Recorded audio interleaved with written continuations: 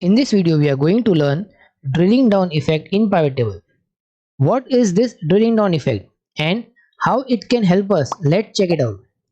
First, look in the PivotTable.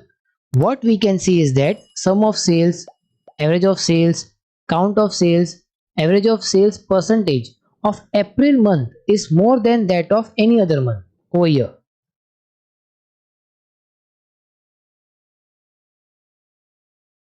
Suppose we have to see which product or why in the month of April sales are higher than any other month.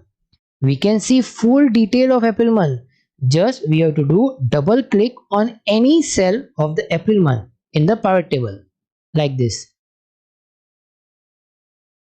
The moment we do double click on any cell of April month in the pivot table, we can see complete data of April month but in new worksheet in sheet 2 over here. We can easily analyze that month data to check why April month sales was increased and because of which product the sales was increased. So we can do same stuff to increase the sales for future. So like this, drilling down effect can help us to identify things in more detail. Try this drilling down effect in your Excel worksheet and I will see you in next video.